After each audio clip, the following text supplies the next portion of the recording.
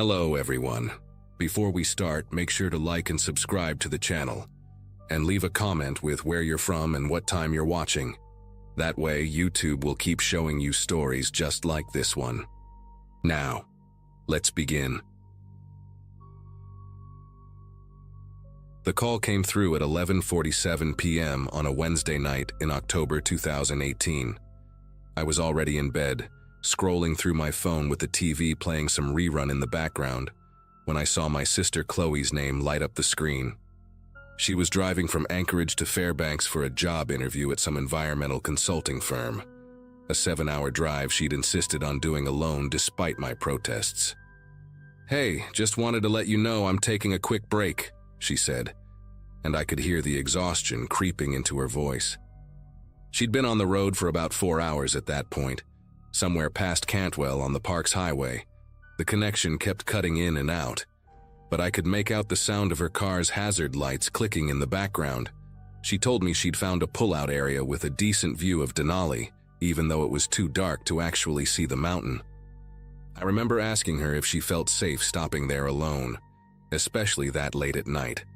The Parks Highway gets pretty desolate once you pass the small towns, just endless stretches of wilderness, no cell towers, no streetlights, nothing but darkness and the occasional trucker passing through. Chloe just laughed it off the way she always did when I worried too much. "There's literally nobody here, Jess. I haven't seen another car in like 20 minutes, she said. I could hear her car door open, the little ding-ding-ding warning sound it made when the keys were still in the ignition. She said she just needed to stretch her legs for 5 minutes, grab some water from the cooler in her back seat, maybe eat one of those protein bars she'd packed. The last thing she said to me was that she'd text me when she got back on the road, and then again when she reached Fairbanks. I told her to be careful. She said, "Always am," and then the call dropped. I figured it was just the spotty coverage out there. I went back to my show, but I kept checking my phone every few minutes, waiting for that text saying she was back on the road. 15 minutes passed, then 30. I sent her a quick, "You good" message, but it showed as undelivered. That wasn't unusual. The cell service along that highway is basically non-existent for huge stretches. Still, this nagging worry started building in my chest. Chloe was always good about checking in, especially when she knew I was anxious about her traveling alone. By 1 a.m., I'd called her phone 6 times. Each call went straight to voicemail, not even ringing first. I tried to rationalize it. Maybe her phone died. Maybe she decided to take a longer break. Maybe she even decided to nap for a bit. But Chloe had a car charger. She never let her phone die, and she definitely wouldn't nap at some random pullout in the middle of nowhere. She was too smart for that, too cautious despite her bravado. At 2 a.m., I called the Alaska State Troopers. The dispatcher was professional but clearly thought I was overreacting. "Ma'am, it's only been a couple of hours since you last heard from her," she said in that practiced, patient tone they probably use for worried relatives all the time.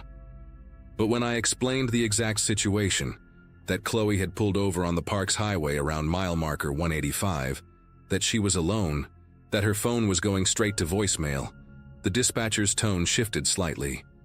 She took down Chloe's information, her full name, the make and model of her car, a silver 2016 Subaru Outback, her license plate number, what she was wearing when she left, jeans, hiking boots, and her favorite green Columbia jacket. The dispatcher said they'd send a trooper to check that stretch of highway on their next patrol, which would be around sunrise. I spent the rest of the night on my couch, phone in hand, watching the clock and jumping at every notification that wasn't from Chloe. The call from the troopers came at 7:23 a.m. I answered before the first ring finished. The officer identified himself as Trooper Daniels, and something in his voice made my whole body go rigid. He said they'd located Chloe's vehicle at a pullout area near mile marker 186, exactly where she'd described. The car was just sitting there, driver's door wide open, hazard lights still blinking weakly as the battery drained. Her purse was on the passenger seat with her wallet inside, untouched.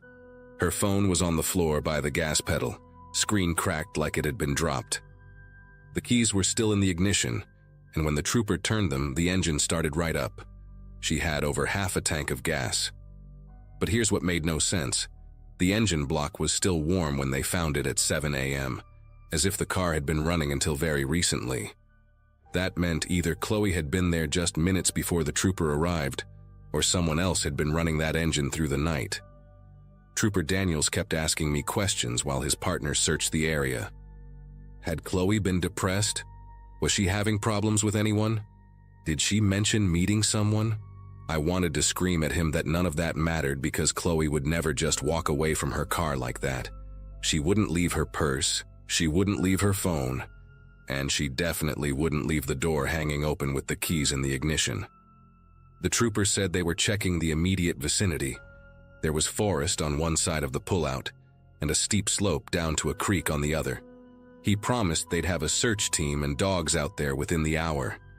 I told him I was getting in my car right now, that I'd be there in 4 hours. He tried to discourage me, said I should wait by my phone in case Chloe called, but I was already grabbing my keys. Before we hung up, he asked me what Chloe had been wearing again. When I told him about the green Columbia jacket, there was a pause. "We found a jacket in the car," he said carefully. "Green Columbia. It was folded neatly on the back seat." The drive to that pullout was the longest 4 hours of my life. I called everyone. Our parents in Florida, Chloe's roommate back in Anchorage, her ex-boyfriend Nathan, who she'd remained friends with, even her boss at the outdoor gear store where she worked part-time. Nobody had heard from her since yesterday afternoon. Nathan mentioned something that made my chest tighten. Chloe had called him around 9 p.m., a couple hours before she called me, and she'd seemed weird. Not upset exactly, but distracted.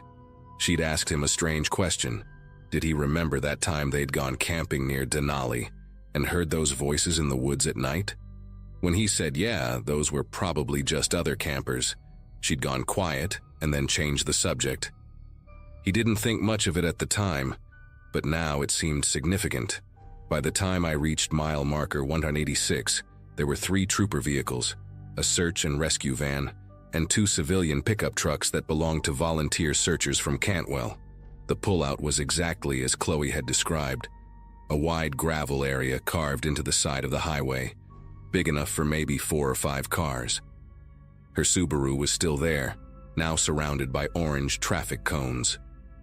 I parked and immediately ran to the car, but a trooper stopped me before I could touch anything. They were treating it as a potential crime scene. From where I stood, I could see inside, her traveling coffee mug in the cup holder, still half full of what looked like cold coffee.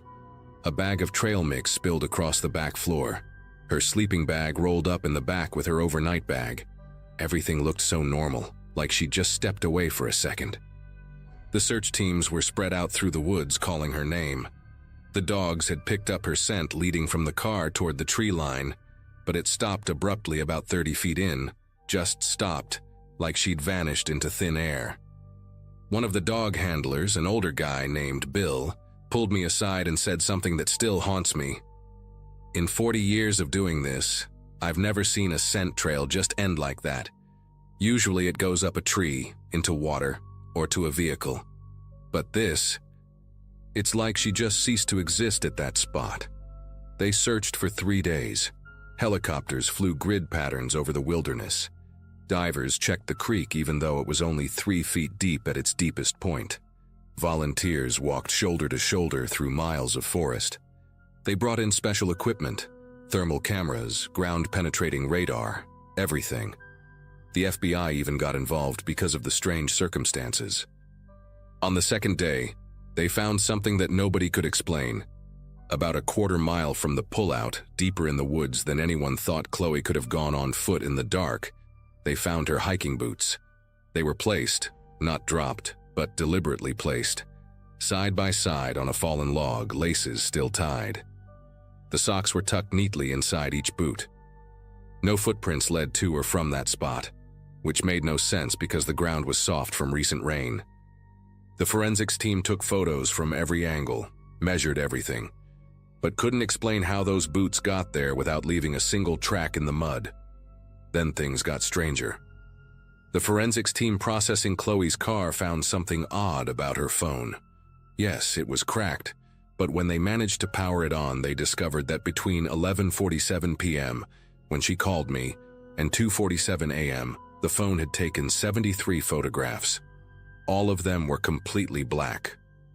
Not dark like night photos. Completely, uniformly black, even though the flash had fired for each one. The metadata showed they were taken at intervals ranging from 30 seconds to 12 minutes apart. The phone's GPS showed it hadn't moved from that pullout during those 3 hours. The last photo was taken at 2:47 a.m., and then nothing. The battery still had 31% charge when they found it. Her call log showed 17 missed calls from an unknown number between midnight and 2 a.m., all from a number that didn't exist when they tried to trace it. The phone company had no record of those calls in their system, but there they were on Chloe's phone, each one lasting exactly 7 seconds. On the 4th day, the search was called off. The official report lists Chloe as a missing person, case still open but not actively investigated. The troopers' theory was that she had some kind of mental break, wandered into the woods, and succumbed to the elements.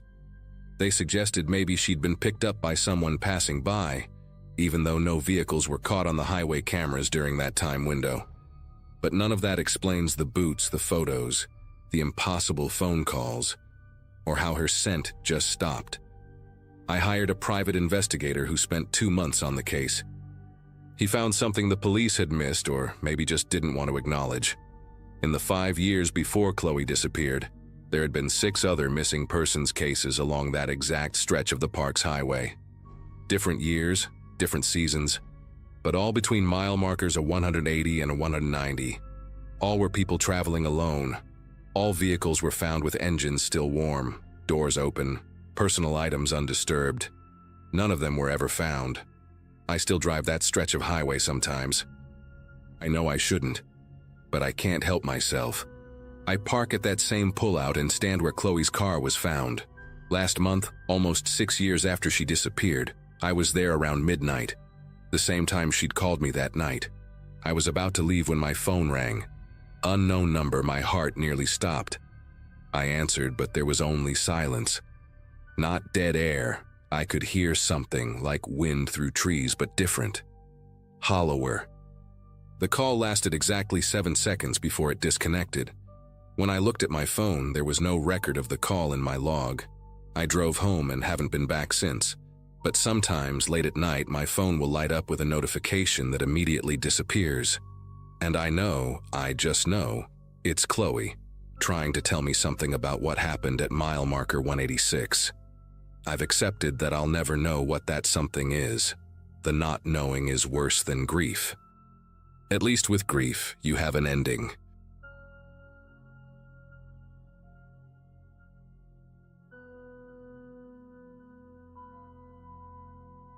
Most people in my town knew my brother Jason as the guy who could navigate any trail blindfolded. He'd been hiking since he was 12, had summited every major peak within a 300-mile radius, and kept a detailed journal of every single trek he'd ever taken. The morning of November 8, 2016, he texted our family group chat a photo of his hiking boots next to his beat-up Ford Ranger, with the message, "Crow passed today, solo run, should be back before dinner." That was the last time any of us heard from him. What happened over the next 48 hours still keeps me awake at night, not because of what we found, but because of what we didn't find, and the single detail that made absolutely no sense to any of the search and rescue teams who combed that mountain. I was sitting in my apartment in Anchorage, grading papers for my 8th grade science class, when Mom called around 9 that evening. Jason hadn't come home, hadn't answered his phone, and Dad had already driven out to the trailhead to check if his truck was still there. It was. The doors were locked, his emergency supplies still in the back, and fresh tire tracks in the gravel showed he'd arrived that morning just like he said he would. Dad said the temperature was dropping fast, already below 20 degrees, and Jason had only packed for a day hike. By the time I made it to my parents' house, Mom had already called the Rangers, and we were organizing everyone we knew who could help search. The first responders told us to wait until morning, that Jason knew those trails better than anyone and had probably just decided to camp out, but something in my gut told me this was different. At first light, about 30 of us gathered at the trailhead parking area. The search and rescue coordinator, a weathered woman named Diane who'd been doing this for 20 years, split us into groups of 4 and assigned us sections of the trail. My group got the first 3 miles, the easiest part, which made sense since I wasn't exactly an expert hiker like Jason. The snow from the previous night had left about 2 inches of fresh powder on the ground, and that's when we found the first thing that made everyone stop talking. Jason's boot prints were clear as day, those distinctive Salomon treads he always wore, heading up the trail at a steady pace. We could see where he'd stopped to adjust his pack, where he'd stepped aside to let someone pass, where he'd paused to probably take a photo at the scenic overlook. Following his tracks was like reading his morning in perfect detail, each step preserved in the snow like he'd left them just minutes ago. The weird part started around mile marker 2. Jason's tracks suddenly became erratic, like he'd started jogging, then sprinting, his stride length nearly doubling. But here's what made no sense. There were no other tracks around his, nothing chasing him, no animal prints, no signs of another person, just Jason's boots hitting the ground harder and faster, veering off the main trail into the tree line. We followed them through the pines, branches still showing where he'd pushed through, until we reached a small clearing about 50 yards from the trail. And that's where everything just stopped. His footprints led right to the center of this clearing, maybe 20 feet across, and then nothing. The snow beyond was completely untouched, like he'd just ceased to exist mid-stride. No backtracking, no signs of him climbing a tree, no disturbance in the snow canopy above. Diane stood there for a full minute, walking the perimeter of that clearing, checking and rechecking what we were all seeing. The search team spent the entire day combing every inch of that mountain. Dogs were brought in, and they tracked Jason's scent to that exact same clearing before going crazy, whining and circling like they'd hit an invisible wall. A helicopter with thermal imaging flew grid patterns until dark, picking up deer, a couple of black bears denning up for winter, but no heat signature that could be Jason. The state police arrived around noon and immediately started treating it like a crime scene. Even though there was no evidence of foul play, they took photos of every footprint, measured the stride length, analyzed the pattern of his movement. One detective kept asking if Jason had any enemies, if he owed anyone money, if he'd been acting strange lately.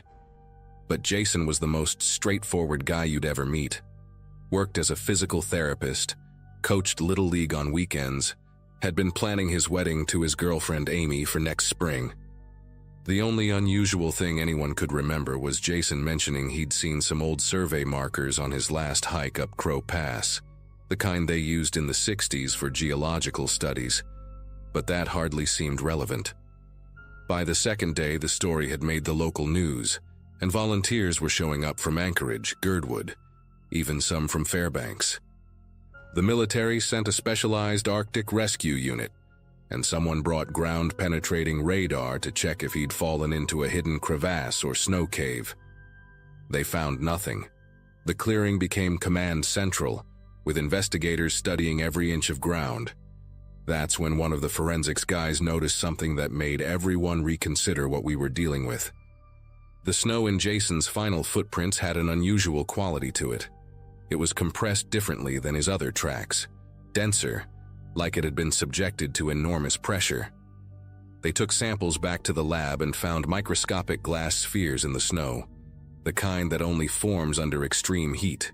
But there were no burn marks, no signed vegetation, no evidence of any heat source at all. Just those tiny beads of glass mixed into the snow where Jason's tracks ended. On day 3, Amy showed up at the search site with something that changed everything. She'd gone through Jason's home office, desperate for any clue, and found a folder he'd hidden behind his filing cabinet. Inside were printed emails and documents about something called Project Greenlight, dated from the 1960s. The papers described atmospheric testing conducted on Crow Pass, some kind of military research into electromagnetic pulses and their effects on weather patterns. Jason had apparently been researching this for months, cross-referencing old military records with geological surveys. There were photos he'd taken of those survey markers, notes about unusual magnetic readings on his compass, and a map where he'd marked several locations with red X's. The clearing where his tracks ended was circled 3 times in black ink, with a note in Jason's handwriting. Source point, November 1967 incident. 2 researchers missing, never found. Amy said Jason had become obsessed with these findings recently, but didn't want to worry anyone. Thought people would think he was being paranoid. The military response to those documents was immediate and unsettling. Within 2 hours of Amy showing them to the state police, the entire trail was closed to civilians. People in hazmat suits arrived and set up a perimeter around the clearing. They brought in equipment I'd never seen before. Large panels that looked like satellite dishes, machines that hummed with a low frequency you could feel in your chest. My family was told to go home, that professionals were handling it now. But I stayed hidden in the trees with my dad's hunting binoculars, watched them work through the night. They were taking core samples from the ground, setting up sensors in a precise grid pattern. Around midnight, one of their machines started going haywire, lights flashing red, that humming sound growing louder until it was almost unbearable. Then, for just a second, I saw something that still makes me question my own eyes. The air in the center of the clearing seemed to ripple, like heat waves off hot asphalt, except it was 15 degrees outside. The snow in that exact spot where Jason's tracks ended began to swirl upward in a perfect spiral, defying gravity, before suddenly dropping back down. The next morning, the official story changed completely. The news reported that Jason had been found, suffering from severe hypothermia, near a ranger station 15 miles north of where we'd been searching. They said he'd gotten disoriented in the snow, wandered off trail and survived by building a snow shelter. But here's the thing, I went to see him in the hospital, and the person in that bed wasn't my brother. I mean, it was him physically. Same scar on his chin from a bike accident when we were kids. Same tattoo of mountain coordinates on his wrist. Even knew things only Jason would know. But something fundamental was different. He spoke in this measured, careful way, like he was translating thoughts from another language. His eyes would focus on empty spaces in the room, tracking something invisible. When I asked him about the clearing, about what happened when his tracks ended, he just stared at me for the longest time before saying, "I was walking, then I was walking somewhere else, then I was walking back." The doctors said trauma and hypothermia could cause personality changes, memory gaps, but Amy knew it too. She called off their engagement a week later, said it was like looking at Jason through frosted glass. What really convinced me something impossible had happened was when I snuck back to the clearing 2 weeks later, before the snow melted. The military equipment was gone, but they'd left markers in the ground, small metal posts arranged in a perfect circle. I brought my own compass, and just like Jason's notes described, it spun wildly near the center. But the truly terrifying part was what I found buried in the snow. Jason's watch, the GPS watch he never hiked without, still running, still keeping perfect time. Except according to its data log, it had recorded Jason walking for 11 days straight after he disappeared, covering over 300 miles, reaching elevations that don't exist on Crow Pass or anywhere in Alaska. The path on the GPS looked like someone had been walking through empty space, moving in 3 dimensions without regard for actual terrain. When I showed it to Jason, he looked at it for a long moment, then deleted all the data and handed it back to me. "Some trails aren't meant to be mapped," he said, and that was the last time he ever spoke about any of it. Jason quit his job as a physical therapist 6 months later, sold his house, and bought a small cabin near the Canadian border. He doesn't hike anymore, won't even drive past a trailhead. The few times I've visited, I've found notebooks filled with equations I don't understand, diagrams of dimensional folding, references to something he calls the between spaces. He started corresponding with other people who've had similar experiences. A woman from Norway who vanished for 3 days in a fjord. a park ranger from Montana who lost a week in Glacier National Park, all of them found in places they shouldn't have been, all of them changed in ways they can't explain. They share coordinates, dates, atmospheric conditions, looking for patterns. Jason showed me a map once where he'd marked every incident he could verify. There are hundreds of them, clustered around specific geological features, many near old military testing sites. He believes the testing in the 60s didn't create weapons. It accidentally opened something, created thin spots in reality where people can slip through.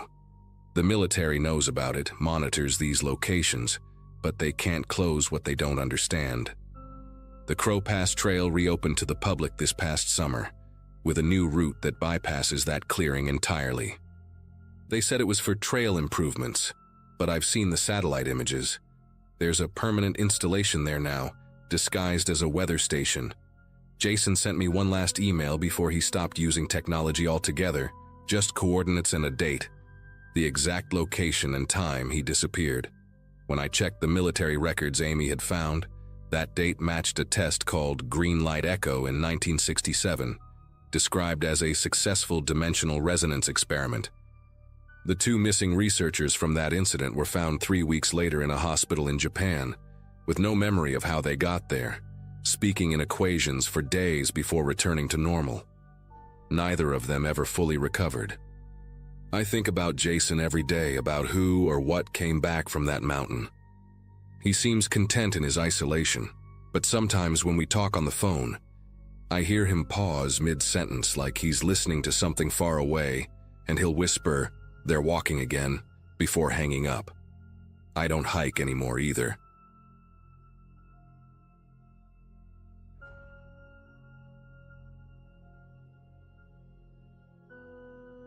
I was 17 that summer, just another kid from Juneau trying to make the most of those endless daylight hours we get in July.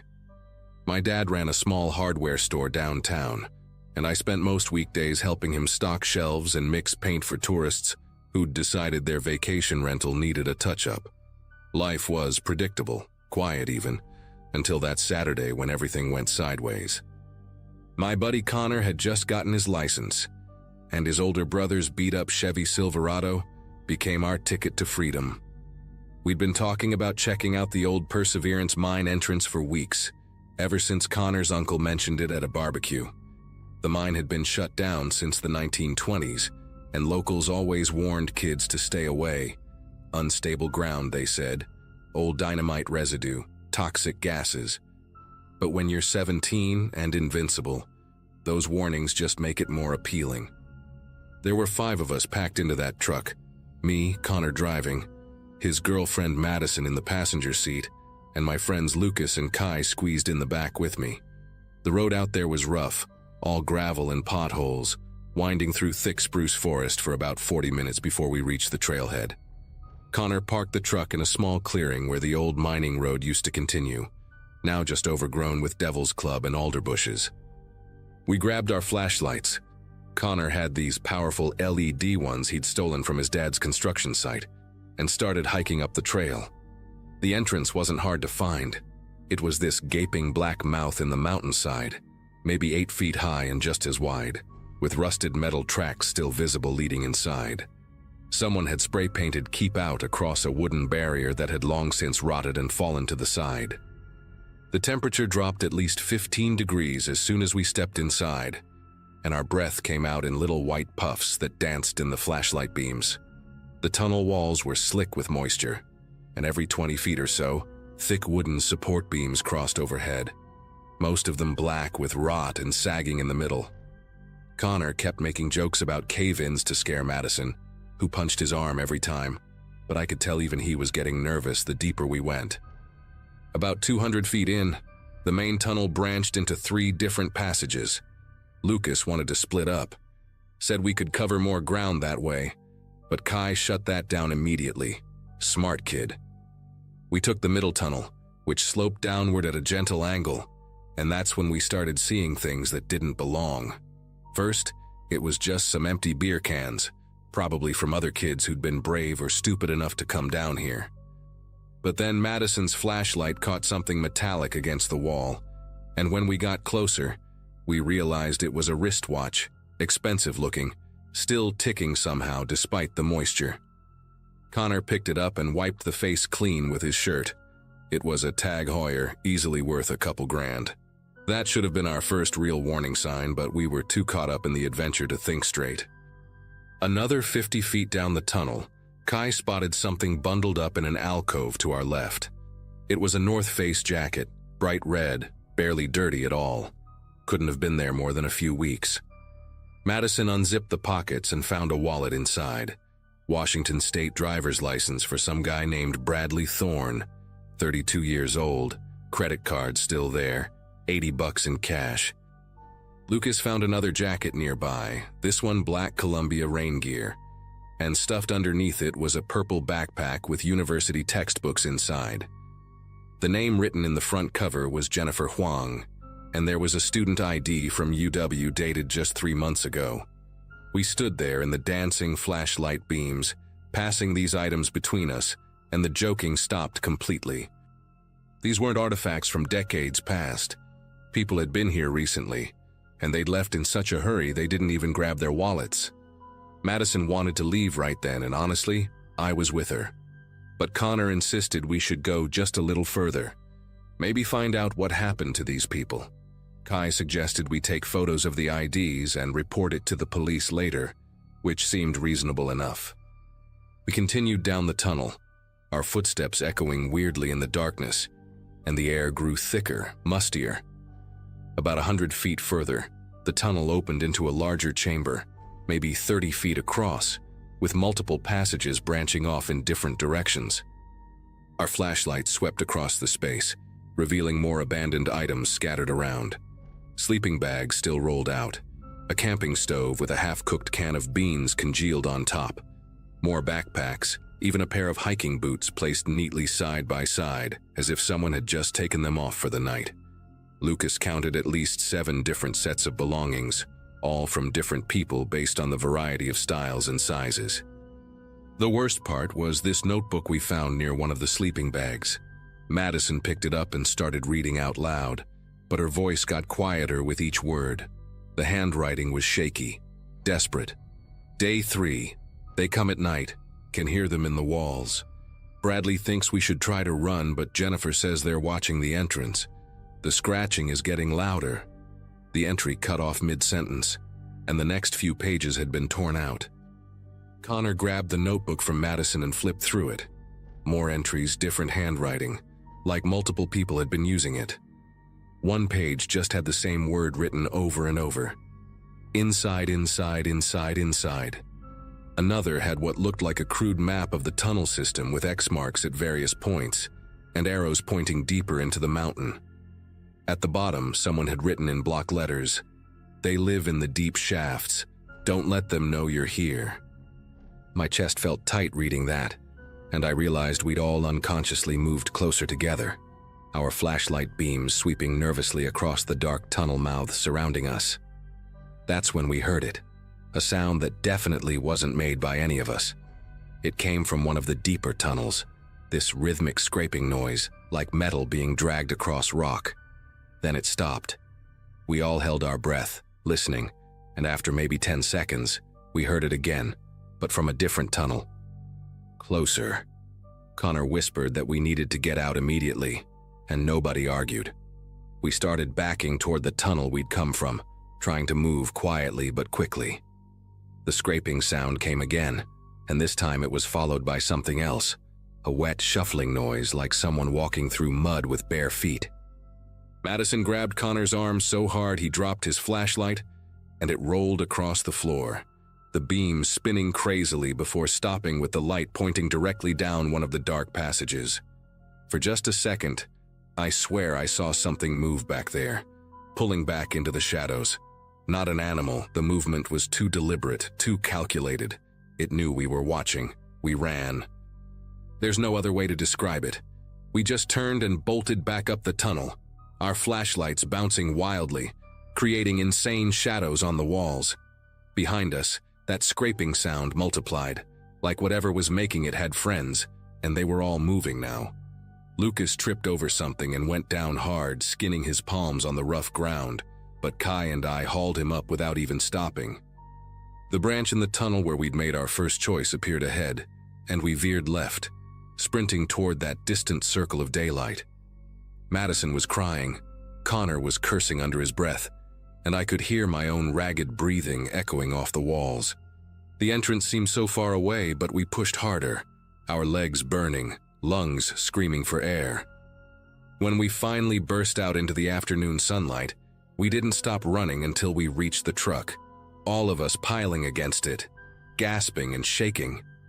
Connor fumbled for his keys, hands trembling so bad he dropped them twice before managing to get them out of his pocket. But something was wrong. The truck was listing to one side, and when we walked around to look, all 4 tires had been slashed, not just punctured, but absolutely shredded, with long gashes that went all the way through the rubber. The vinyl seats visible through the windows had been torn apart too, stuffing scattered everywhere like someone had gone at them with a knife in a rage. Connor tried his keys anyway, desperate, but they didn't even fit in the ignition anymore.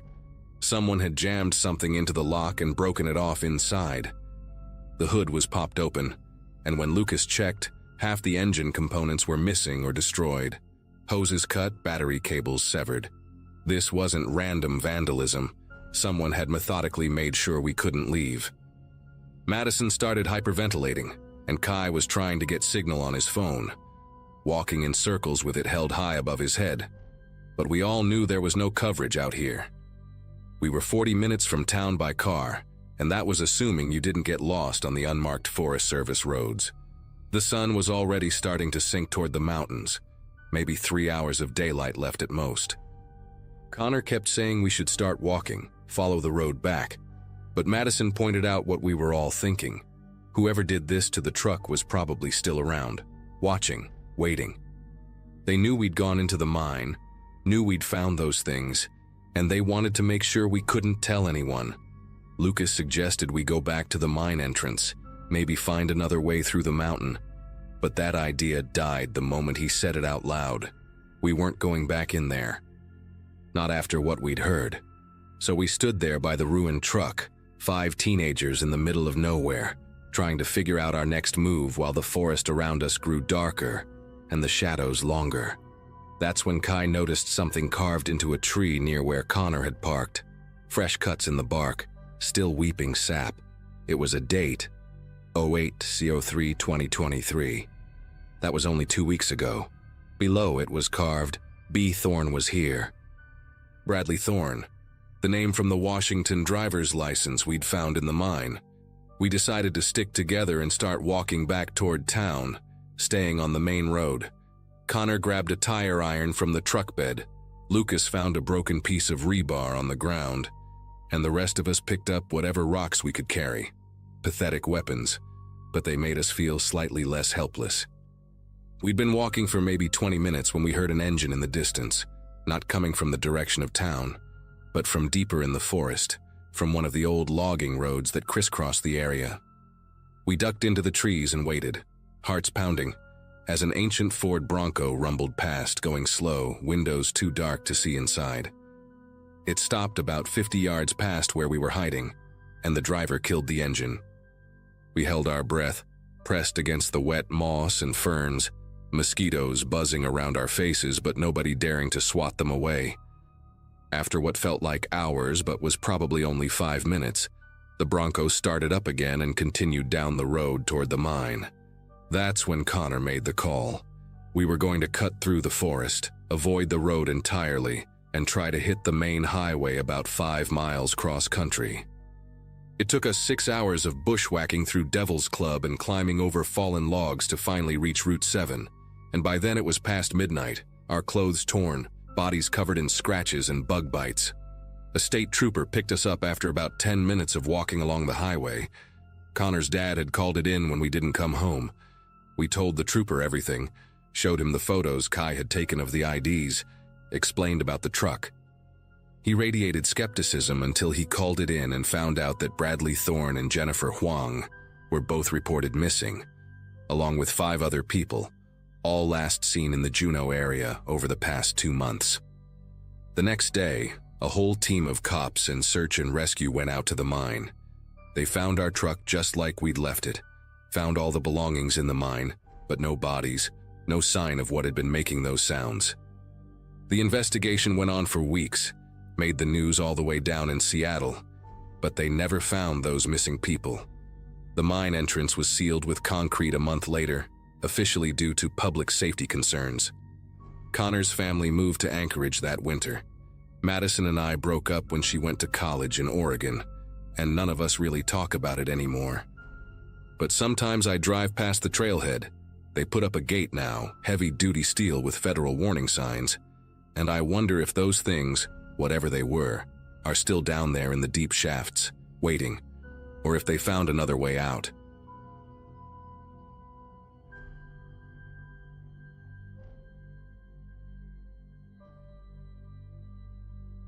The wind was already picking up when we pulled into the narrow driveway that led to Kevin's cabin, about 40 miles outside Nome. It was late February 2024, and I'd been working as a dental hygienist in Anchorage for about 8 years at that point.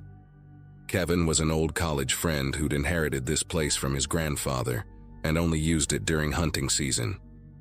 When my ex-husband suddenly canceled his weekend with the kids and I'd already promised them we'd go somewhere special for winter break, Kevin offered his cabin without hesitation. My daughters, Olivia, who was 9, and Hannah, who had just turned 7, were bouncing in their seats excited about spending 4 days in what they called the wilderness house. The GPS had given up about 20 minutes earlier, and I was following Kevin's handwritten directions, squinting through the increasingly heavy snowfall to spot the wooden marker he'd mentioned. I remember feeling genuinely grateful as we hauled our bags inside, the girls immediately claiming the loft bedroom, while I settled into the main floor's single bedroom. The cabin was bigger than I'd expected, with thick log walls and double-paned windows that Kevin had installed just last year. He'd left detailed notes everywhere: how to work the generator if the power went out, where the extra firewood was stacked under the tarp, which neighbor to call in case of emergency, though the closest one was about 3 miles away. The girls spent that first evening exploring every corner, fascinated by the mounted fish on the walls and the old snowshoes hanging by the stone fireplace. By the time I got them fed and into their pajamas, the weather report on the radio was calling for a significant storm system moving in faster than expected. I wasn't worried, though. We had enough food for a week, the propane tank was full, and the cabin felt solid and warm against the growing chaos outside. Around midnight, I woke up to complete silence, which somehow felt louder than any noise could have been. The power had gone out, and the darkness was so absolute I couldn't see my hand in front of my face. I fumbled for my phone on the nightstand, using its light to find the flashlight Kevin had left in the drawer. The generator was in a shed about 30 feet from the cabin, and there was no way I was going out there in the middle of the storm. I could hear the wind starting to pick up again, whistling through the trees with this low, constant moan that made the walls creak. I decided to check on the girls, tiptoeing up the narrow stairs to the loft. They were both sound asleep, Hannah curled up against her sister, their breathing steady and peaceful. I pulled their blanket up higher and was about to head back down when I heard it. 3 heavy, deliberate thuds against the back door, the one that faced the tree line. At first, I tried to rationalize it. Maybe a branch had fallen against the door, or some piece of loose equipment was being thrown around by the wind. But then it came again. 3 more impacts, evenly spaced, with enough force that I could hear something rattle in the kitchen below. There was a rhythm to it, a purposefulness that made every muscle in my body tense up. I stood there at the top of the stairs, gripping the flashlight so hard my knuckles ached, waiting for it to happen again. Minutes passed, maybe 5, maybe 10, with just the wind and my own heartbeat filling the silence. Then, just as I was starting to convince myself I'd imagined the pattern, the knocking returned. But this time it was different. Instead of 3 knocks, there was a series of impacts, faster and more aggressive, like someone or something was trying to break through. The door was solid oak with a deadbolt and a chain lock that Kevin had insisted I use, but I could hear it straining against its frame with each blow. I crept down the stairs, each step seeming to scream under my weight despite my attempts to move silently. The kitchen was at the back of the cabin, and the door in question led out to a small covered porch that Kevin used for storing fishing gear in the summer. Through the small window next to the door, all I could see was swirling white and darkness beyond. The knocking had stopped again, replaced by an odd scratching sound, like fingernails. No, more like claws, dragging across the wood. I thought about calling 911, but my phone had no signal. Hadn't had one since we'd arrived. The satellite phone Kevin mentioned in his notes was in the shed with the generator.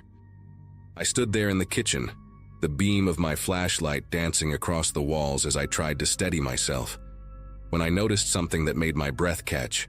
The doorknob was turning, slowly, testing, first one way, then the other, with deliberate patience. I grabbed the biggest knife from the wooden block on the counter and backed away until I hit the far wall of the living room, keeping the flashlight trained on that door. The knob stopped moving, and for a moment everything went quiet except for the storm. Then came a sound I'll never forget. A long, drawn-out scraping along the entire height of the door, from top to bottom, like something was measuring it, testing its dimensions. Whatever was out there began pushing against the door, not knocking anymore but applying steady pressure. I could see the deadbolt holding, but the wood around it was starting to splinter. The frame itself was creaking, and tiny chips of paint were falling from where the door met the jamb. That's when Olivia called out from upstairs, her voice groggy and confused, asking what that noise was. I had to make a choice, stay and watch whatever was trying to get in or go to my children. I raced up the stairs, taking them two at a time, and found both girls sitting up in bed, Hannah now crying softly while Olivia had her arm around her. I told them there was just some debris hitting the cabin in the storm, that everything was fine, but we were going to play a game where we all stayed very quiet in the bathroom. It was the only room in the cabin without windows, just a small ventilation fan in the ceiling. I grabbed all the blankets and pillows I could carry, brought them into the bathroom, and made a nest in the bathtub for the girls. The pounding downstairs had resumed, now accompanied by what sounded like multiple points of impact, as if more than one thing was trying to force entry. I could hear wood splintering, larger pieces now, and something that sounded like the kitchen chairs being knocked over. I locked the bathroom door, pushed the heavy oak cabinet against it, and sat on the floor with my back pressed against the cabinet, the knife still clutched in my right hand. The girls were asking questions. Why were we in the bathroom? What was that sound? When could we go back to bed? And I had to keep making up stories while listening to the destruction happening below us. The noises went on for what must have been an hour, maybe more. Sometimes it would stop completely for 10 or 15 minutes, and just when I'd start to hope it was over, it would begin again with renewed violence. At some point I heard glass breaking. The kitchen window, I thought. And then heavy footsteps, or what sounded like footsteps but with a strange dragging quality, as if something was being pulled across the floor. The ceiling beneath us creaked with the weight of whatever was moving through the cabin. I could track its movement through the living room, into my bedroom, then back to the kitchen. It was searching for something, or someone. The girls had finally fallen asleep in the tub, exhausted from fear they didn't fully understand, and I sat there in the dark, the flashlight off to preserve battery, listening to our cabin being systematically ransacked. Then came the worst part. The footsteps were on the stairs. Each step was deliberate, heavy, and accompanied by that dragging sound, like something wet and heavy was being pulled up with each movement. The stairs in Kevin's cabin were old and loud. I knew exactly which step it was on by the specific creaks and groans. 4th step, 5th step, 6th. There were 12 steps total. I pressed harder against the cabinet, my legs braced against the opposite wall, ready to fight if whatever it was managed to get through. The hallway outside the bathroom went silent after the 12th step. I could feel it out there, waiting, listening maybe. Then I heard breathing, deep ragged breathing that seemed to come from a much larger chest than any person should have. It was right outside the door. The doorknob rattled once, twice, then nothing. The breathing continued for several minutes, So close I swear I could feel the door warming up from its presence on the other side. A new sound started. Sniffing, like a dog but deeper, more guttural. It was smelling around the door frame, particularly near the bottom where the gap was slightly wider. I held my breath, terrified that it could somehow smell our fear, smell us hiding just feet away. Hannah stirred in the tub, making a small whimpering sound in her sleep, and instantly the sniffing stopped. There was a low rumble, not quite a growl, but something similar, something that made the door vibrate slightly. Then, without warning, something slammed into the door with tremendous force. The cabinet jumped, sliding an inch despite my weight against it.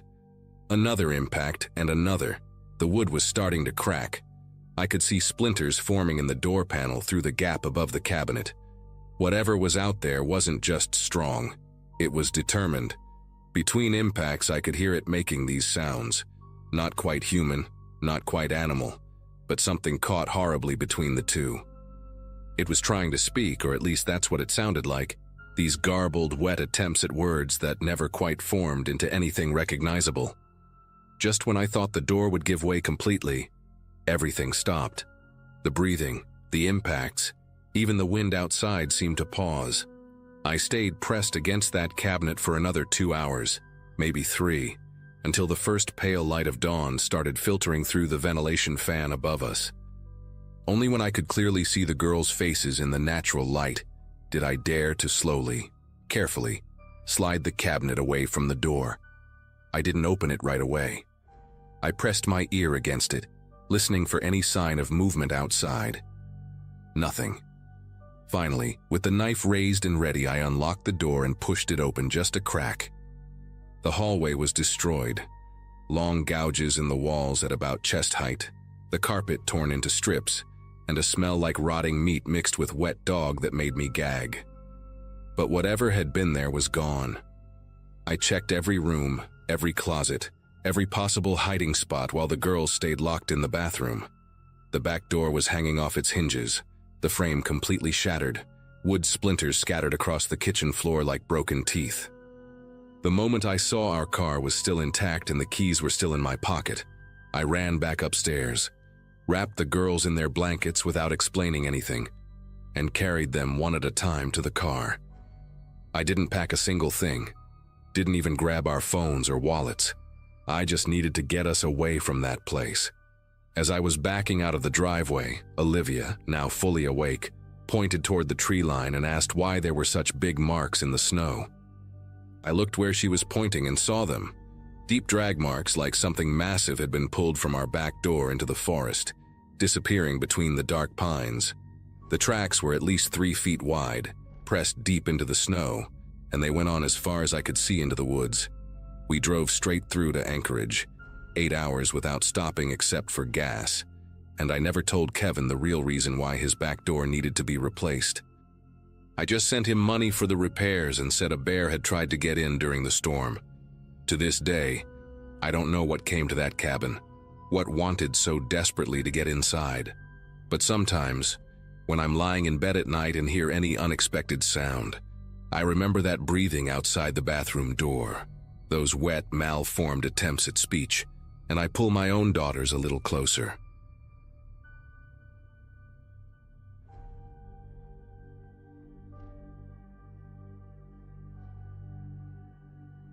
Everyone always tells you to trust your gut when something doesn't feel right, but nobody really prepares you for that moment when your instincts might be the only thing standing between you and something terrible.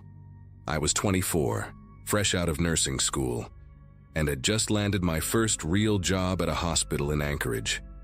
It was late March 2014, and I'd been driving that same stretch of the Seward Highway twice a week to visit my boyfriend who lived down in Kenai. The drive usually took about 3 hours, and I'd gotten comfortable enough with it that I'd started making the trip at night after my shifts ended, figuring the roads would be emptier and I could make better time. That particular Friday, I'd pulled a double shift and didn't get out until almost 11 p.m., but I was determined to make it down for the weekend like I'd promised. The Seward Highway at night is something else entirely. Just you, the mountains on one side, the water on the other, and this endless ribbon of asphalt that seems to swallow up your headlights. I'd been driving for about an hour when I saw the car up ahead, maybe a quarter mile, with its hazard lights blinking in this steady rhythm that cut through the darkness. It was an older sedan, dark blue or maybe black, pulled off to the side but not completely. The back end was still sticking out into the shoulder. My first thought was that someone had broken down, and being a nurse, I felt this automatic pull to stop and help. I started easing off the gas, moving into the left lane to give them room, already mentally running through what emergency supplies I had in my trunk. But as I got closer, maybe 100 feet away, my high beam swept across the scene and I saw something that made every muscle in my body go rigid. There was someone crouched down behind the car, pressed against the back bumper like they were trying to stay hidden from anyone approaching. They weren't checking a tire or looking at the engine. They were deliberately positioned to be invisible until you got close enough that stopping would put you right next to them.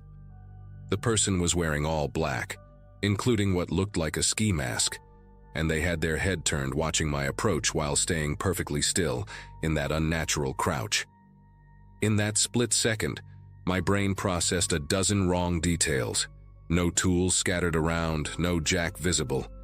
The hood wasn't even popped, and most disturbing of all, I could see through the back window that there was someone else sitting in the driver's seat, just sitting there, not moving, not looking back for help. My foot found the gas pedal before I even made the conscious decision, and I swerved back into my lane, accelerating past that car like my life depended on it. My heart was hammering so hard I could hear it over the engine, and I kept checking my rearview mirror, trying to process what I'd just seen. The hazard lights were still blinking behind me, growing smaller, and for a moment I thought maybe I'd overreacted. Maybe there was some explanation I hadn't considered. Then I saw headlights flip on behind me, not from the car that had been stopped, but from somewhere further back where the road curved, like another vehicle had been waiting in the darkness with its lights off. The headlights were gaining on me fast, much faster than anyone should be driving on that winding highway, and within 30 seconds they were right on my tail, so close their high beams lit up my entire interior like daylight. I was already doing 70 in a 55 zone, my little Toyota Corolla shaking from the speed, but they stayed glued to my bumper, close enough that I couldn't even see their hood in my mirror. I tried everything I could think of, tapping my brakes to signal them to back off, speeding up to 80 even though the curves made me feel like I might flip, even putting on my hazards thinking maybe they'd realize I was in distress. Nothing worked. They matched every move, and when I slowed down for a particularly sharp turn near Beluga Point, they actually bumped me. Not hard enough to send me off the road, but a deliberate tap that sent my car lurching forward and made me bite down so hard on my tongue I tasted blood. That's when I knew this wasn't road rage or some drunk driver. They were trying to force me to stop. My phone was in my purse on the passenger floor where it had fallen, and reaching for it would mean taking my eyes off the road while going nearly 90 miles per hour. The highway was completely empty except for us, no other headlights in either direction, and the pull-offs I was flying past were just patches of darkness that looked more like traps than escape routes. Then they hit me again, harder this time, and my car fishtailed toward the guardrail that was the only thing between me and a drop straight into Turnagain Arm. I managed to correct it, gripping the wheel so tight my knuckles ached, and that's when I remembered something from a self-defense class I'd taken in college. If someone's following you, drive to a police station or somewhere public. Never go home. Never stop in isolation. But the nearest town was still 40 miles away, and I didn't know if I had 40 miles worth of luck left. The car behind me was swerving now, trying to pull alongside me, and I could see it was a large SUV, maybe a Tahoe or something similar, with tinted windows so dark I couldn't make out anything inside. Every time they got close to pulling even with me, I'd swerve toward them, forcing them to fall back or risk hitting the mountain wall, but I knew I couldn't keep this up much longer.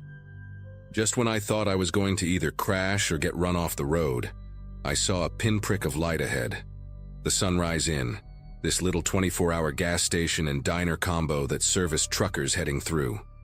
It was maybe 2 miles away, and I started flashing my high beams frantically, honking my horn in long, desperate blasts, praying someone would see me coming. The SUV must have noticed where I was heading because they rammed me again, harder than before, sending my back end sliding sideways. I felt the tires lose grip for a terrifying second before they caught asphalt again, and I jerked the wheel hard right, aiming for the exit ramp like my life depended on it, which it probably did. The SUV tried to follow but took the turn too fast and too wide, their back end swinging out, and that gave me just enough time to rocket into the gas station parking lot, laying on my horn the entire way.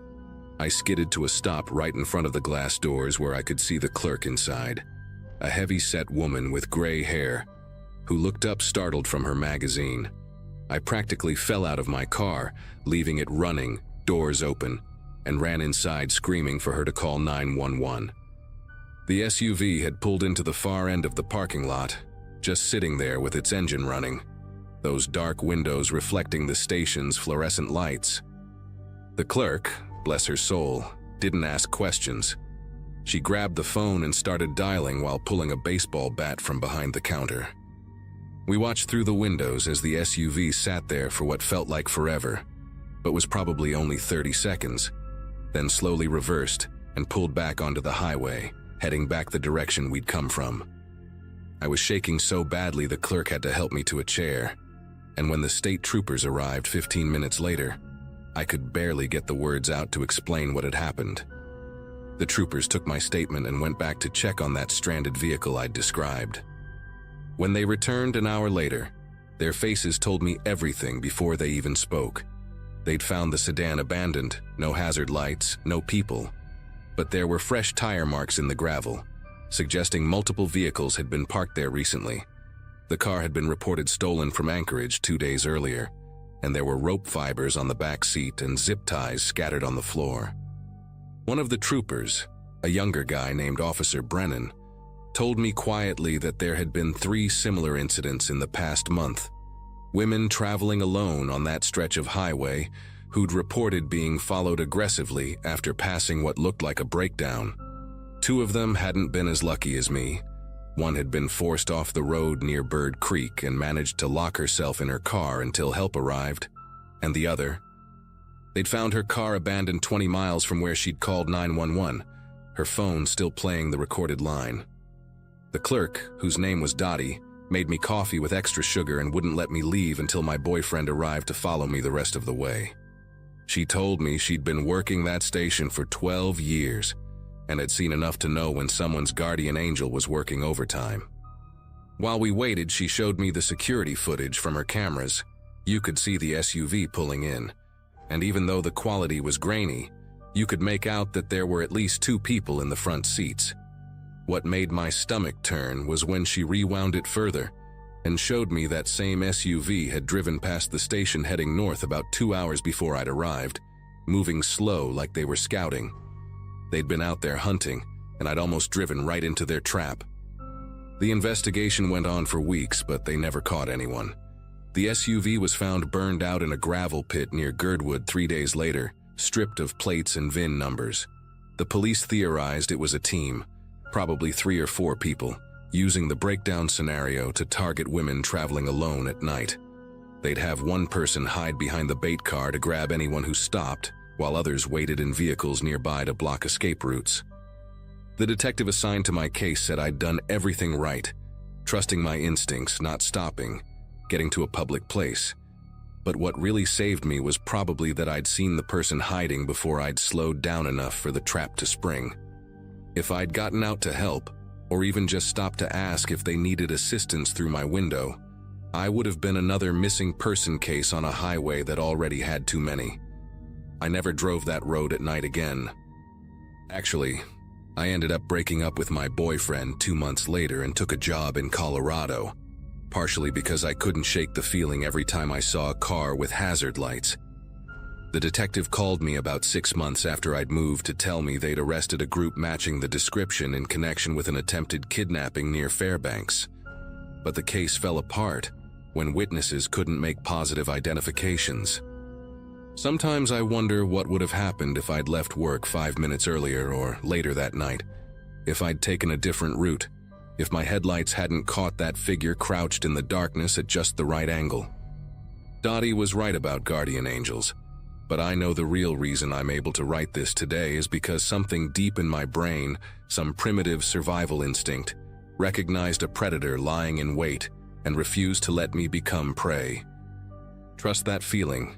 It's there for a reason, and it might be the only warning you get.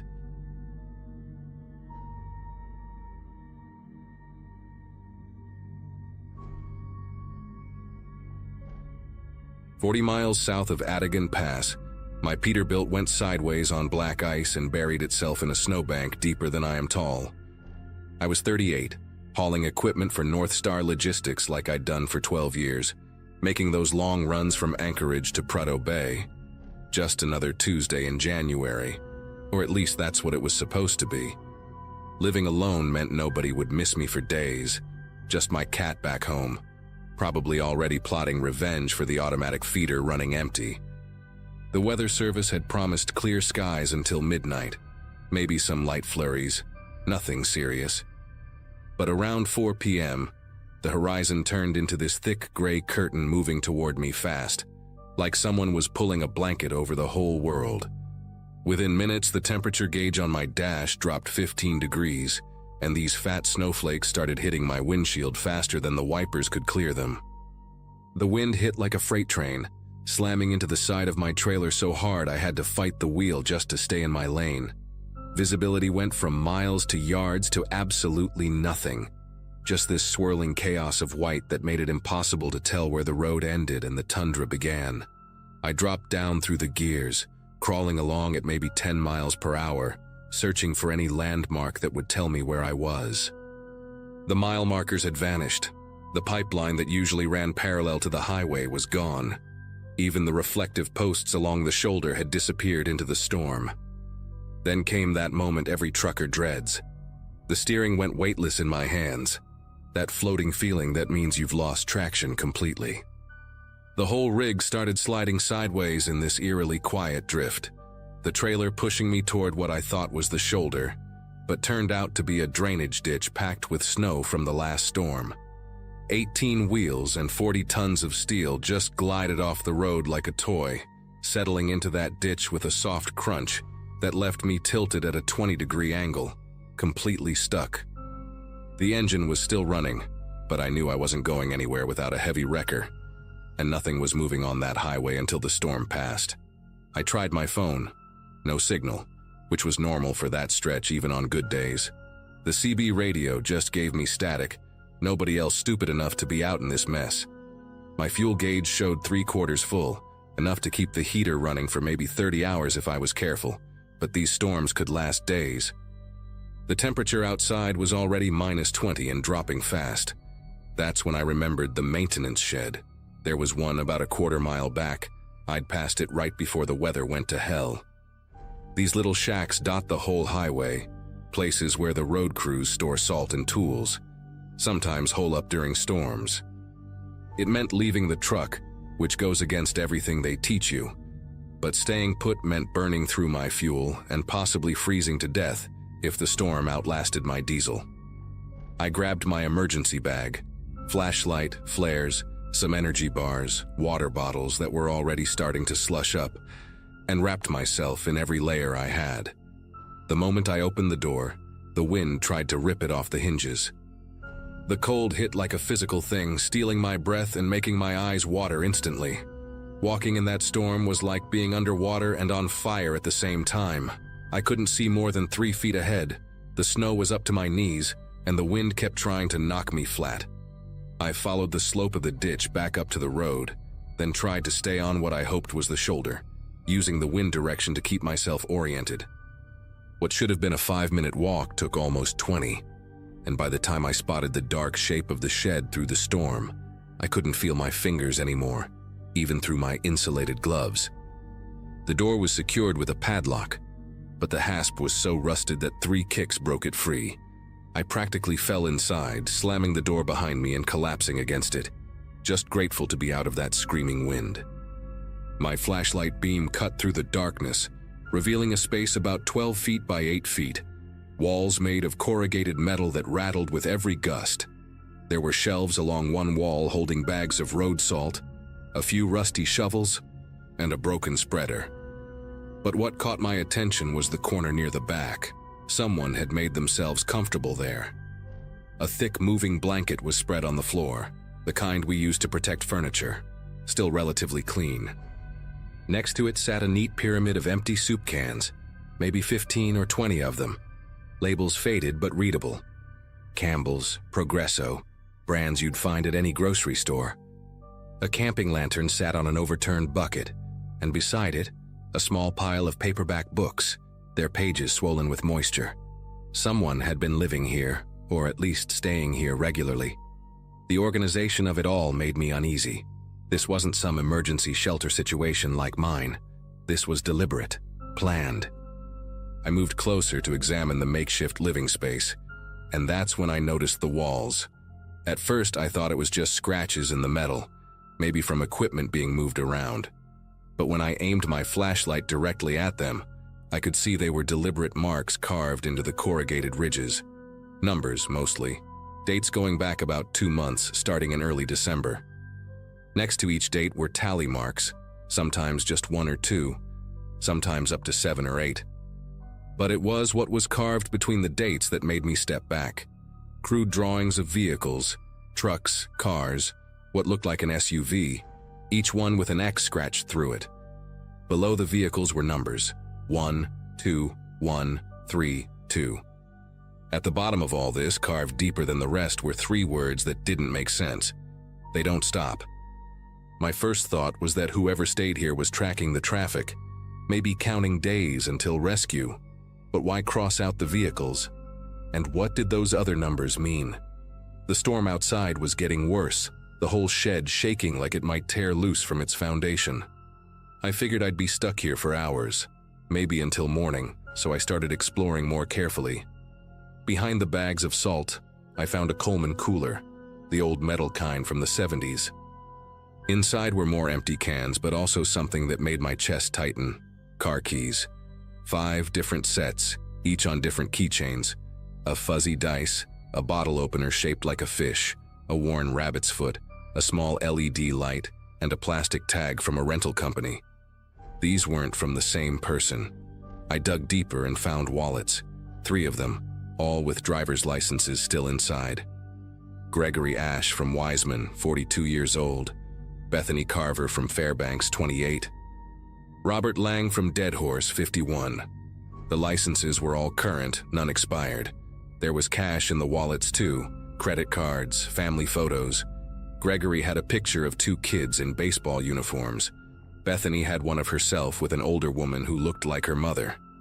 These people wouldn't just leave this stuff behind. I was still processing what I'd found when I heard something that wasn't the wind. A metallic scraping sound, rhythmic and deliberate, coming from outside. Through a small ventilation grate near the ceiling, I could barely make out a shape moving through the storm. Tall, hunched forward against the wind, dragging something behind it. The scraping stopped right outside the door. Then came 3 knocks, evenly spaced, patient. Not the frantic pounding of someone desperate for shelter, but calm, measured, like someone who knew exactly what they were doing. I held my breath, flashlight off, pressing myself against the far wall. The knocks came again, same pattern, same patience. Then a voice muffled by the wind but clear enough. "I know you're in there, same as the others were." The voice had this flat quality to it, no emotion, like someone reading from a script. "Your truck's not going anywhere, not in this storm, not ever really." A pause, then. The others thought they could wait it out too. Thought someone would come looking. But the highway's closed now. Won't open for days, maybe weeks. The door handle rattled, tested from outside. I gripped one of the rusty shovels, knowing how useless it would be if that door opened. "Gregory lasted 6 days," the voice continued, conversational now, like we were old friends catching up. Kept talking about his kids, showing their pictures to anyone who'd look. Bethany made it 4. She tried to run on day 3, made it about 100 yards before the cold got her. Had to drag her back. The scraping sound returned, something heavy being repositioned outside the door. Robert was smart, tried to bargain. Said he had money, connections in the oil companies, but money doesn't mean much out here. The voice got closer to the door, maybe pressed right against it. I've been watching your truck for the last hour. Peterbilt, nice rig, North Star logo on the door. They'll report you missing eventually, but by then the storm will have covered everything. Another accident on the Dalton. Happens every winter. My mouth was completely dry, my legs shaking as I tried to process what I was hearing. This person had killed at least 3 people, maybe more based on those tallies on the wall. Here's what happens now, the voice said, still maintaining that eerily calm tone. You can open this door and we can talk about your options, or you can stay in there and I'll wait. I'm very good at waiting. I've got a place about half a mile from here, nice and warm. Generator, food, everything I need. You've got what, maybe a few energy bars? That shed gets down to -40 at night. The salt bags don't make very good insulation. The handle rattled again, harder this time. Oh, and don't bother with the ventilation grate.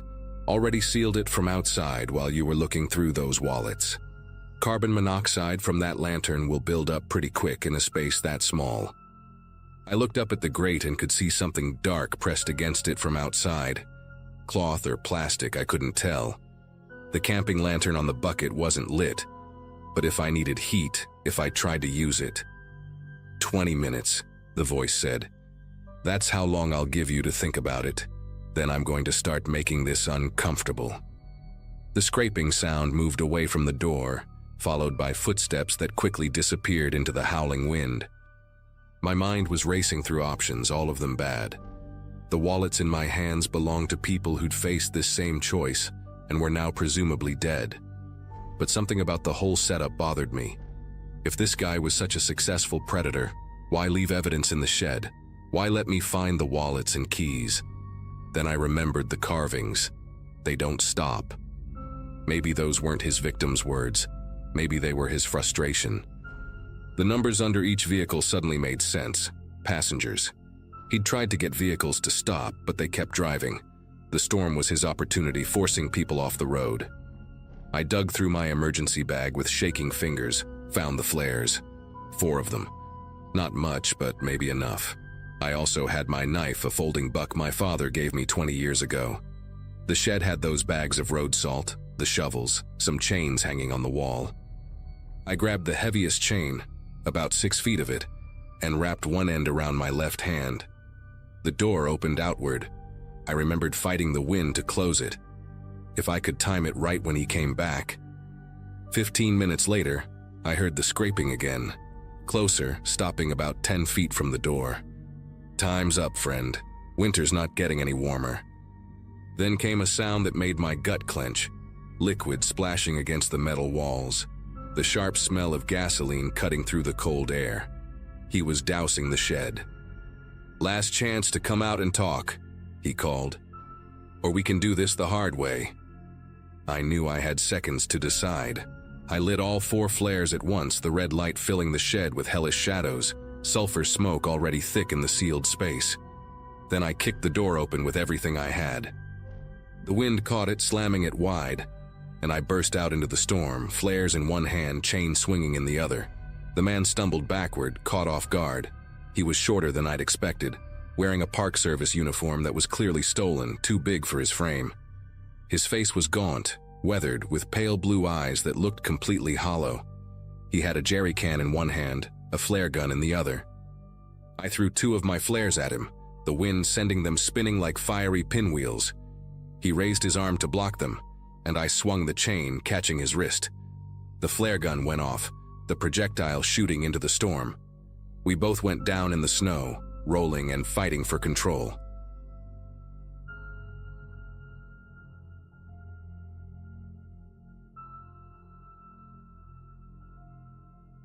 The fuel gauge needle was kissing empty when I finally spotted the turnoff for Copper Falls, a settlement so small it wasn't even marked on the GPS mounted to my dashboard. August 2013, middle of nowhere, Alaska. And there I was in my old Chevy Silverado, hauling mining equipment like I'd been doing for the past 2 years. 32 years old, 6 months out from a divorce that left me with weekend visitation rights and a mountain of legal bills. but at least the job paid enough to keep my daughter Claire in her private school back in Anchorage. The long supply runs between our main office and the remote sites usually gave me time to clear my head. Just me and the road, and maybe a podcast or two to break up the monotony. That day, though, I'd been driving for 8 hours straight, and with the next gas station still 40 miles out according to my notes, Copper Falls was my only option. An old-timer at a truck stop had mentioned the place months ago, said they sold diesel cheap if you didn't mind the 3-mile detour down a gravel road that would rattle your teeth loose. The settlement appeared suddenly after a final bend in the road. Maybe 20 buildings clustered in a clearing carved out of dense spruce forest. A general store with 2 ancient pumps out front, a handful of weathered houses with metal roofs, a small white church with a crooked steeple, and a one-room schoolhouse that looked like it hadn't seen fresh paint since the Reagan administration. The kind of place where everybody's grandfather had known everybody else's grandfather, where the biggest news was probably who caught the largest salmon last season. But the moment I rolled into what passed for Main Street, something made me ease off the gas pedal. It was 2 p.m. on a Monday, bright sunshine, perfect weather, yet the place had this weight to it, like the air was thicker somehow. Every house I passed had its front door hanging open, not wide open like they'd been abandoned in a hurry, but half open, the way you'd leave it if you were just stepping out to grab something from your truck and coming right back. Through those dark doorways, I could glimpse the ordinary details of interrupted lives, a TV still glowing in one living room, laundry hanging motionless on a back porch, a dog's water bowl sitting on a front step with the water still fresh and clear. I pulled up to the gas pumps, the crunch of gravel under my tires impossibly loud in all that quiet. No other vehicles anywhere, not even an old pickup or four-wheeler parked beside the houses. The credit card reader on the pump was wrapped in plastic with a sun-faded "See Attendant" sign taped to it, so I walked toward the store's entrance, my work boots echoing on the wooden steps.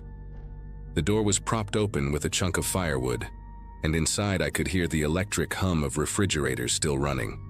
"Hello?" I called out, my voice sounding strange and flat, like the building was swallowing the sound. The lights were on, the cash register drawer hanging open with bills still in it, 20s, 10s, 5s, all neatly arranged in their slots. A half-eaten sandwich sat on a paper plate next to the register, one bite missing from the corner, the exposed bread still soft. Not dried out, not stale. Fresh, like someone had set it down minutes ago. The silence in that store was different from regular quiet. It had weight to it, presence, like when you're in a room and you know someone's standing right behind you even though you haven't turned around yet. I grabbed a 20 from my wallet and left it on the counter, then walked back outside to pump my own gas. The numbers on the old analog display clicked up slowly, each one unnaturally loud, and I kept scanning the empty street, the dark windows of the houses, waiting to see someone, anyone, step out and ask what I was doing. Nobody came. When I walked around the side of the store to find the diesel pump, I noticed the generator shed, door wide open, motor still running smooth and steady. Beyond that, a house with its kitchen window facing the store, and through the glass I could see a table set for dinner. 4 plates, silverware laid out neat, food still on them. Mashed potatoes with a pat of butter melting in the center, green beans that looked crisp, some kind of meat with gravy. Steam wasn't rising from the food anymore, but it hadn't congealed either, hadn't taken on that dull look that food gets when it's been sitting out too long. My first thought was maybe a gas leak, something that would make everyone evacuate fast. But there was no smell, no sirens, no emergency vehicles. I actually walked into that house, the door was open anyway, and checked the stove. Electric, turned off, everything normal. The refrigerator hummed, photos of kids and grandkids stuck to it with magnets from Fairbanks and Nome. A calendar on the wall marked with birthdays and Ruth's dentist appointment in blue pen for the following week. In the living room, a pair of reading glasses rested on the arm of a recliner, right next to a coffee mug that was still warm to the touch. Not hot, but warm, like someone had been sipping it maybe 20 minutes ago. A crossword puzzle book lay open on the side table, half completed. the pen balanced in the crease between pages. The TV was muted but turned to a news channel, the ticker at the bottom scrolling through weather updates and sports scores from that very day. I must have checked 6 or 7 houses, and they were all the same story. Lives paused mid-action, like someone had hit a cosmic pause button on the entire settlement. In one house, a bathtub was filled with water, still barely warm, bubbles clinging to the edges, a towel laid out on the toilet seat. In another, a sewing machine sat with fabric still under the needle, a straight line of stitches stopping abruptly mid-seam. The church was the strangest. Hymnals open on the pews, the piano bench pushed back like someone had stood up in the middle of playing, sheet music for Amazing Grace still propped up on the stand. But no purses, no car keys left behind, no cell phones forgotten on counters. Whatever had happened, people had taken those things with them. By 4 p.m., I'd covered the whole settlement, calling out until my throat was raw, and the only sound that came back was my own echo and the steady hum of all those still running appliances. I decided to wait in my truck until dark. Maybe someone would come back. Maybe there was some local emergency I didn't know about, a drill or something. The sun doesn't set quickly in Alaska during August. It's this long, drawn-out process that turns everything golden, then orange, then deep purple. I sat in my truck parked in front of the general store, windows cracked, eating one of my packed sandwiches even though my appetite was completely gone. Around 8 p.m., with the light finally starting to fade properly, I noticed movement in my peripheral vision. My heart jumped, but when I turned to look, nothing. Just those open doorways, darker now, like mouths. Then I saw it again. A curtain in one of the houses, shifting. Not like wind was moving it, but like someone had brushed past it on the other side. I got out of my truck, walked halfway to that house, calling out, "I'm not here to cause trouble, just needed gas. If someone's there, please just let me know you're okay." Nothing. But as I stood there in the middle of that dirt road, I became aware of a sound. Not quite voices, not quite wind. Like whispering, but without words. Just the rhythm and cadence of whispered conversation, coming from everywhere and nowhere at once. I got back in my truck immediately, locked the doors, and started the engine. The rational part of my brain was screaming at me to leave. Just drive. Worry about explanations later. But it was getting dark. The road out was rough, and I'd seen no other vehicles for hours. If I broke down or went off the road, I'd be completely stranded. Plus, and I know this sounds insane, but I felt like I needed to know. My whole life I'd been the person who reads the last page of a book first, who looks up movie spoilers before watching. I couldn't just drive away from this mystery. So I stayed, engine running, heater on low, watching those dark doorways as the last of the sunlight disappeared. That's when the whispering got louder. Still no words I could make out, but definitely louder, more insistent, like multiple conversations happening just outside the range of understanding. I turned on my high beams, sweeping them across the street, and for just a second, I swear, I saw shapes. Not people exactly, but suggestions of people, like the space where people should be was somehow visible, outlined in the way dust motes moved through the air. My phone had no signal, hadn't since I'd turned off the main highway, but I tried calling 911 anyway. Nothing. The radio in my truck just gave me static on every station, even the emergency broadcast frequency. Around 10 p.m., the whispering changed. It became more organized, more like a conversation where different voices were taking turns, rising and falling in what almost sounded like questions and answers. I could feel it as much as hear it, vibrating through the metal of my truck, making my teeth ache. I grabbed my flashlight, one of those heavy mag lights that doubles as a weapon if needed, and stepped out again. The moment my feet hit the ground, the whispering stopped. Complete silence, even more absolute than before. I walked to the nearest house, pushed the door fully open with the flashlight, and stepped inside. The TV was still on, still muted, but now showing static. The crossword puzzle I'd seen earlier had been moved, still on the table but closed, the pen placed neatly on top. That's when I heard footsteps above me, on the second floor. Slow, deliberate, like someone trying not to make noise but failing. The ceiling creaked with each step, following a path from what must have been a bedroom toward the stairs. I stood at the bottom of those stairs, flashlight beam pointing up into the darkness, and called out one more time, "I know someone's up there. I'm not here to hurt anyone. I just want to understand what's happening." The footsteps stopped directly at the top of the stairs. I could feel someone there, the weight of their presence, the held breath, the anticipation. But my flashlight beam showed nothing but an empty hallway, a runner carpet with a faded rose pattern, family photos on the walls. Then, and I'll remember this until the day I die, I heard my daughter's voice. Clear as day, coming from that empty hallway. "Mommy, why did you leave us?" But Claire was hundreds of miles away in Anchorage, safe with her father, and she'd never called me Mommy. It had always been Mom, or when she was really little, Mama. I ran, not walked, not backed away carefully. I ran like my life depended on it, crashed through that front door, stumbled to my truck, and peeled out of there so fast my tires threw gravel against the storefronts. In my rearview mirror, illuminated by my taillights, I saw them. People, dozens of them, standing in the middle of the street where seconds before there had been nothing.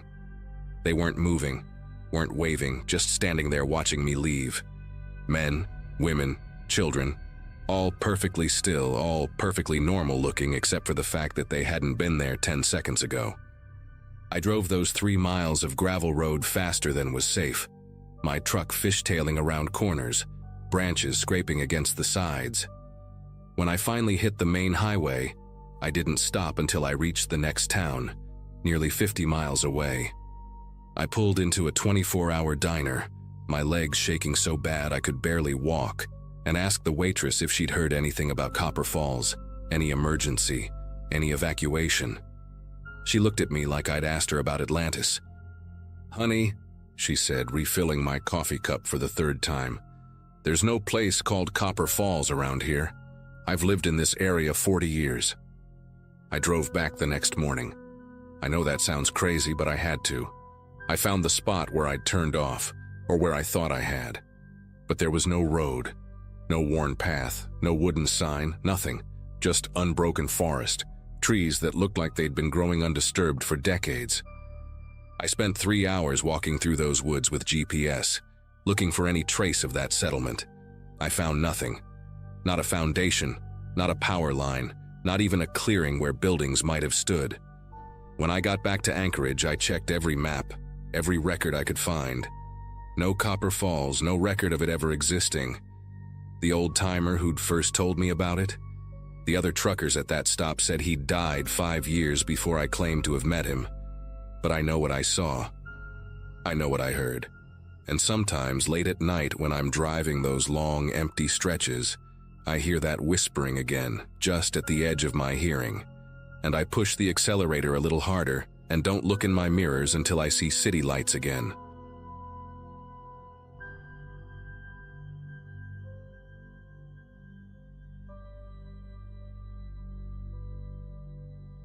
I'd been working a construction job back then, saving up for classes, and weekends were my escape.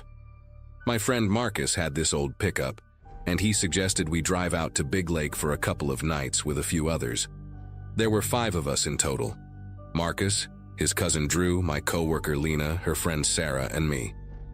We were all in our early 20s, restless and craving something different from the usual nights of cheap beer and crowded bars. The idea of camping near the lake sounded like freedom, and we packed light. Too light in hindsight. A couple of tents, sleeping bags, and a cooler stuffed with gas station food.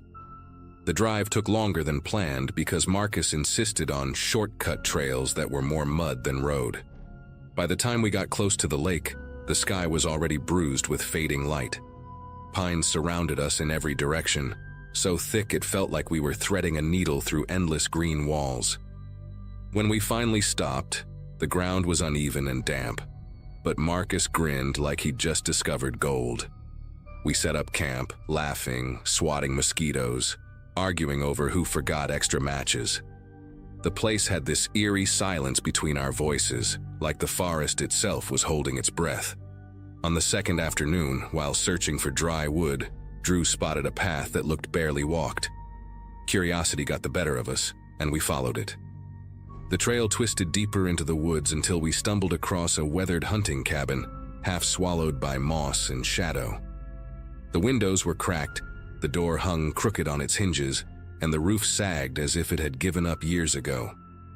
Lena muttered that it looked like a set from a horror film, but Marcus was already pushing the door open. The hinges groaned loud enough to wake the dead. Inside, the air was thick, sour, and colder than outside. The first thing I noticed was a workbench cluttered with tools. They weren't rusty the way you'd expect in a place this neglected. Some were sharpened clean, others stained dark in ways I didn't want to admit were blood. A pile of hides lay in the corner, fox maybe or something larger, stacked like someone had left in the middle of a job. Lena whispered that it had to be poachers, and none of us laughed at her nervous tone. In the dust, there were boot prints fresh enough to smudge when Drew brushed his hand across them. That was the moment I felt a knot settle in my chest. Whoever had used this cabin hadn't abandoned it. We didn't linger long inside the cabin, but it was enough to sour the mood. On the way back to camp, none of us spoke much except Marcus, who kept brushing it off like it was just some old hunter's shed. But Sarah kept glancing behind us, and Drew muttered that the boot prints looked too fresh to ignore. By the time we reached our tents, the sun was bleeding into the horizon, the kind of light that makes everything sharp and unreal. I tried to shake the unease by focusing on building a bigger fire, but the silence between the trees felt heavier than before, like something waiting. When night came, the fire turned into our anchor. We sat close, the flames popping, shadows crawling across our faces. Marcus cracked open a cheap beer and tried to lighten the mood with jokes, but nobody laughed much. Lena leaned forward suddenly and asked if anyone else had noticed how quiet the woods had become. No crickets, no distant calls, nothing. Just the snap of our fire and our own breathing. Drew muttered that he didn't like it, and Sarah said she thought she'd seen a figure between the trees when we first lit the fire. She said it quickly, like if she said it slow it'd sound worse. At first we dismissed it, nerves, imagination, the kind of paranoia that grows in the dark. But then, as if on cue, I caught movement near the edge of the firelight. It wasn't clear, just a suggestion of someone standing too still, too tall, half swallowed by the forest. My chest tightened as I tried to focus, and Marcus stood up, yelling into the trees, asking who the hell was out there. No answer came, but the shape didn't move away. It just lingered, like it knew we could see the outline. Sarah gripped my sleeve hard enough to leave marks. Marcus grabbed a flashlight from his truck and swung the beam toward the tree line. For a second, the light cut through branches and revealed nothing but bark and shadow. But when he swept back, I swear I caught a glimpse of a boot, half hidden behind a trunk. The same tread pattern we'd seen in the cabin. My throat went dry. Drew cursed under his breath and said we should pack up right then, leave everything behind if we had to. The fire suddenly felt too small, the forest too large, and I couldn't shake the feeling that whoever had been using that cabin was watching us decide what to do. Marcus insisted we weren't leaving in the middle of the night, saying it was too risky to drive those muddy roads in the dark. That decision split the group. Sarah and Drew wanted to go immediately, while Lena and I were torn, glancing between the shrinking fire and the trees beyond. The figure had vanished, but that didn't make it better. Every rustle felt intentional, like someone circling us slowly, testing our nerves. I remember clutching a half-burnt log, not as a weapon that would do much, but just to keep my hands occupied. Hours dragged, and nobody slept. We kept the fire alive with anything we could find. Branches, even damp bark that smoked and stung our eyes. At one point, the sound of footsteps crunched leaves just beyond the light. Not animal, not random. Human. Marcus aimed the flashlight again, and this time we caught a clear reflection from something metallic. It disappeared the moment the light hit it, like whoever held it jerked away. That was enough. Drew shouted that we had to leave, and no one argued anymore. We piled into the truck, tossing tents and coolers half-zipped, not caring what we left behind. The drive out was chaos, branches scraping the sides, mud spraying, Marcus swearing as the headlights flickered with every bump. At one point, Sarah screamed that she saw someone running alongside the tree line, keeping pace with us. I didn't look. I couldn't. The moment we hit the gravel road, Marcus gunned it, and we didn't stop until we were back in town, parked under a streetlight like it was the safest place in the world. The next day, we argued about what to do. Report it? Go back for our stuff? In the end, no one wanted to explain why we'd been snooping around a cabin that probably belonged to someone dangerous. Marcus eventually retrieved the truck again, but he didn't find the tents or cooler, only the charred remains of our fire, stomped out, and a set of boot prints circling where we'd been sitting. We never camped together again after that. Even now, years later, whenever I see a fire glowing in the distance, I can't shake the image of someone watching from the dark, waiting for the right moment to step closer.